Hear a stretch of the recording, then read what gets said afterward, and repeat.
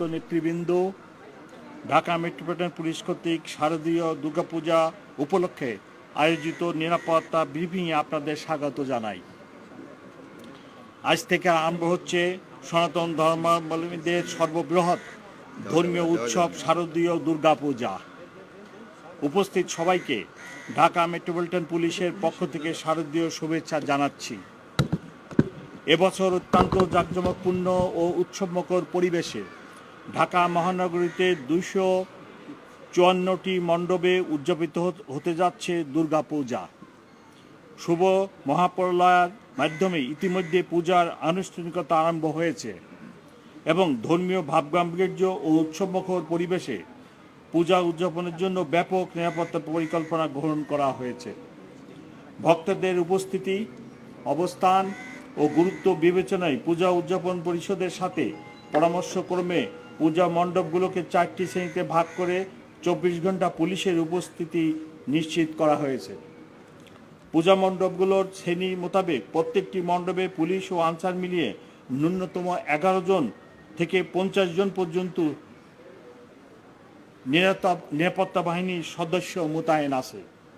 স্ব এলাকায় নিয়মিত টহল ও চেকপোস্টের বাইরে পূজা মণ্ডপ কেন্দ্রিক প্রায় 2200 পুলিশ সদস্য মোতায়েন থাকবে। সংশ্লিষ্ট পরিচালনা কমিটির সাথে যোগাযোগ রেখে তারা পূজা মণ্ডপের সার্বক্ষণিক নিরাপত্তা নিশ্চিত করবেন।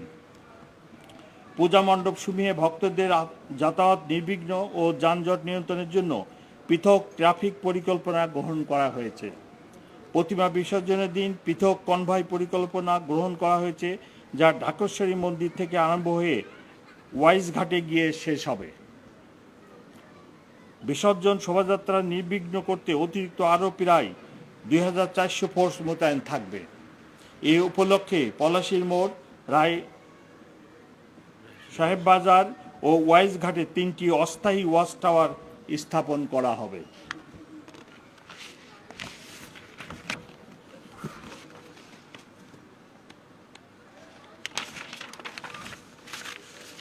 দুর্গাপূজা চলাকালীন সময় আইনশৃঙ্খলা সমুন্নত রাখতে নিয়মিত পুলিশের পাশাপাশি সাদা পোশাকে গোয়েন্দা পুলিশও মোতায়েন থাকবে।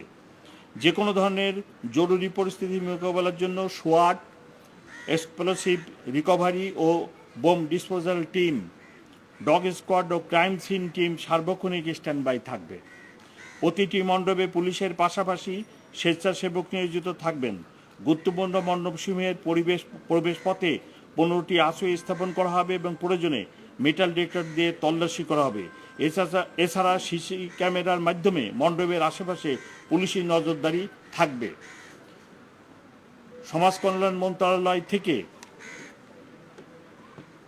প্রতিটি পূজা মণ্ডপে ওনাদের লোক নিয়োগ করবেন। আমি পূজা উদযাপন কমিটির যে নেতৃবৃন্দ এখানে আছেন, আমি ওনাদেরকে রিকোয়েস্ট করব সমাজ কল্যাণ মন্ত্রণালয়ের ওই সকল ব্যক্তি নিয়োজিত হয় কিনা সেটা আমাদেরকে জানাবেন বা আমাদের স্বরাষ্ট্র উপদেষ্টা মহোদয়কে জানাবেন, কারণ ওনাদের ব্যাপক সংখ্যক লোক এইবার নিয়োগ করা হবে পূজা মণ্ডপগুলোতে। ধর্মীয় এই উৎসবকে কেন্দ্র করে যে কোনো ধরনের ভুল তথ্য বা অপতথ্য ছড়ানো রোধে সাইবার প্যাট্রোলিং জোরদার করা হবে। পূজা মণ্ডপের প্রবেশপথে অপরিকল্পিত অনুমোদিত অস্থায়ী দোকানপাট স্থাপন নিরুৎসাহিত করা হয়েছে। পূজার নিরাপত্তা ব্যবস্থা তদারকির জন্য ঊর্ধ্বতন পুলিশ কর্মকর্তাগণ নিয়োজিত থাকবেন। দুর্গাপূজার নিরাপত্তা ব্যবস্থায় নিয়োজিত অন্যান্য আইনশৃঙ্খলা বাহিনী ও সেবা সংস্থাসমূহের সাথে সার্বক্ষণিক সমন্বয় থাকবে। পূজা মণ্ডপ পরিচালনা কমিটির প্রতি আমাদের অনুরোধ, ভক্তবৃন্দ চলে যাওয়ার পর মণ্ডপ যেন কোনোভাবেই অরক্ষিত না থাকে।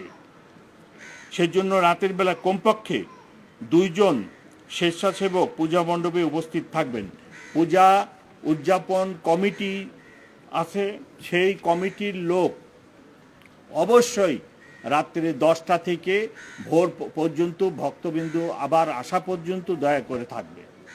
আপনারা কাউকে একা রেখে যাবেন না। আমার পুলিশ, আনসার, সমাজ কল্যাণ মন্ত্রণালয়ের যে লোক ওনারা থাকবে, কিন্তু সাথে অবশ্যই আপনাদের 2 জন লোককে রাখবেন। এটা আমাদের স্বরাষ্ট্র মন্ত্রণালয় থেকে এই অনুরোধ করা হয়েছে, ওনারা ছিলেন, সেই অনুরোধের প্রেক্ষাপটে আমি এই অনুরোধটা এখানে করলাম। যে পরিমাণ পুলিশ অফিসার এবং অন্যান্য আইন শৃঙ্খলা রক্ষাকারী বাহিনীর সদস্যদের নিয়োগ করা হয়েছে, এর বাইরে আমি আমার এই মেট্রোপলিটন পুলিশের যে ঊর্ধ্বতন পুলিশ কর্মকর্তা আছে তাদেরকেও ফ্রিকোয়েন্টলি পূজা মণ্ডপগুলো ভিজিট করার জন্য অনুরোধ করেছি এবং ওনারা আজকে থেকেই করবে। তাছাড়াও থানা ফাঁড়ির যে সমস্ত লোক আছে আমরা সবাই পূজা মণ্ডপের নিরাপত্তার জন্য কাজ করে যাব, নজর রাখব। আমি আশা করি গত বছর পট পরিবর্তনের পর যে পরিবেশ ছিল তখন আইন শৃঙ্খলা রক্ষাকারী বাহিনীর মনোবল এত ভালো ছিল না, নানা ধরনের জটিলতা ছিল। এবার সেই পরিস্থিতি নেই।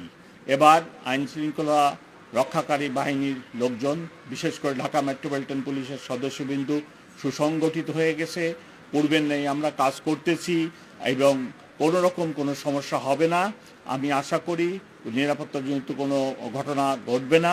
তবে সবসময় দুষ্কৃতিকারী থাকে, সব সমাজেই থাকে, সব দেশেই থাকে। সেই দুষ্কৃতিকারীদের হাত থেকে আমাদের এই উৎসব যাতে সুরক্ষিত হয়, তারা যাতে কোনো রকম কুমতলব বাস্তবায়ন করতে না পারে, তার জন্য আমাদের যেরকম সজাগ থাকতে হবে, তেমনি পূজা উদযাপন কমিটির লোকজনকেও আমি রিকোয়েস্ট করব আপনারাও সজাগ থাকবেন, কোনো দুষ্টু ব্যক্তি যেন কোনো দুষ্টামি করার সুযোগ না পায়। আমি সকলকে অনেক ধন্যবাদ জানাই। সাংবাদিক ভাই বোনেরা এখানে আসছেন, কষ্ট করে